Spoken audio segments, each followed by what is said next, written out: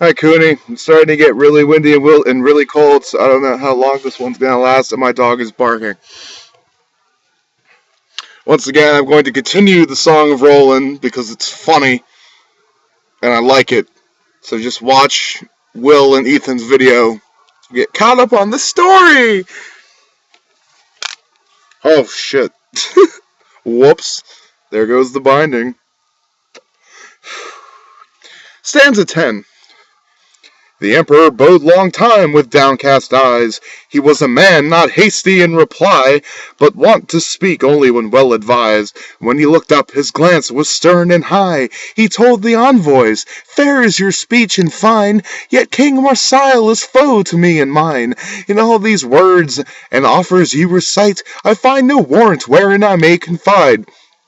"Sureties for this," the Saracen replies, "10 or 15 or 20 will provide. One of my sons I'll send on pain to die. Others yet nobler you'll have, as I divine, when in your palace high feast you solemnize. To great Saint Michael of peril by the tide, he'll follow you, on that you may rely. And in those baths God made you by his might, he would turn Christian and there would be baptized." Quoth Charles, "He yet may save his soul alive."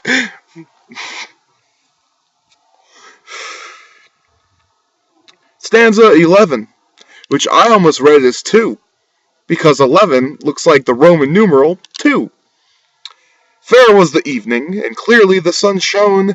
The 10 white mules Charles sends to stall anon. In the great orchard he bids his men spread aloft for the 10 envoys a tent where they may lodge, with sergeants 12 to wait on all their wants. They pass the night there till the bright day draws on. Early from the bed the emperor now is got. At mass and matins he makes his orison. Beneath a pine straightway the king is gone, and calls his barons to counsel thereupon. By French advice whate'er he does is done. Stanza 12.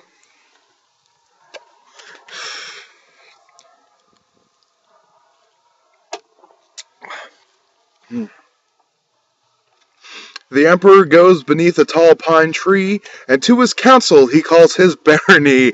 There Duke Ogier, Archbishop Turpin meet, Richard the Old, and his nephew Henry, Count Asselin the Brave of Gascony, Miles and his cousin the Lord Tybal of Reims, Garin likewise and Guerrier are convened, and County Roland.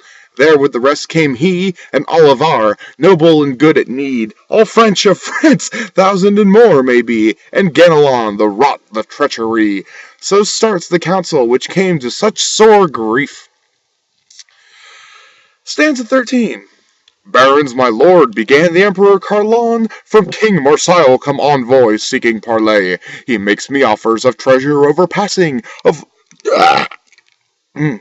lions and bears and hounds to the leash mastered, 700 camels and falcons muled and hearty, 400 mules with Arab gold all charged, and 50 wagons well laden in a cart train.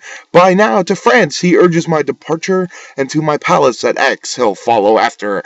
There change his faith for one of more advantage, become a Christian, and of me hold his marches. This true purpose, for that I cannot answer. The French all say, we'd best be very guarded."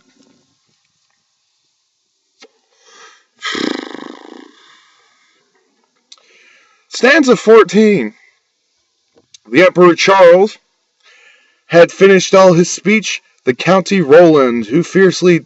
Oh, shit, I fucked up. The County Roland, who fiercely disagrees, swift to oppose springs up upon his feet. He tells the king, "Nevermore trust Marsil. 7 years long in Spain we've been. I won for you both nobles and comabills. I took Valterna, the land of pine I seized, and Balligate, and Seville, and Tudela.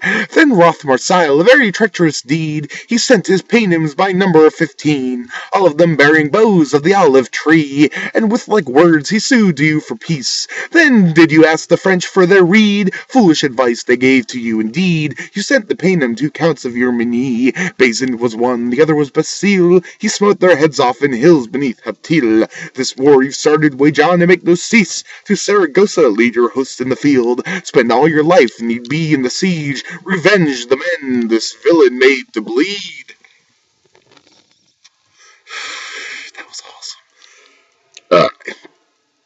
Stanza 15.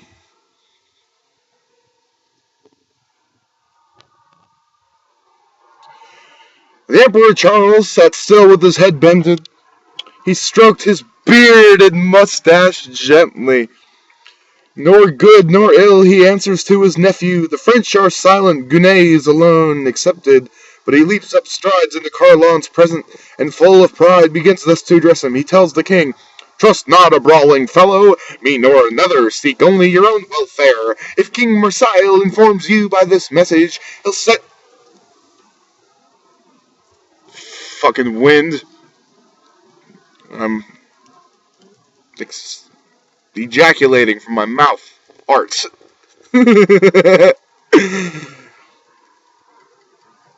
Anyway. Trust not a brawling fellow, me nor another, seek only your own welfare. If King Marseille informs you by this message, he'll set his hands in yours and fealty pledge you, and hold all Spain for you at your good pleasure, and to that faith we follow give acceptance. The man who tells you this plea should be rejected, cares nothing, sire, to what death he condemns us. Council of pride must now grow swollen-headed. Let's hear wise men turn deaf ears to the reckless. Suck it, Roland!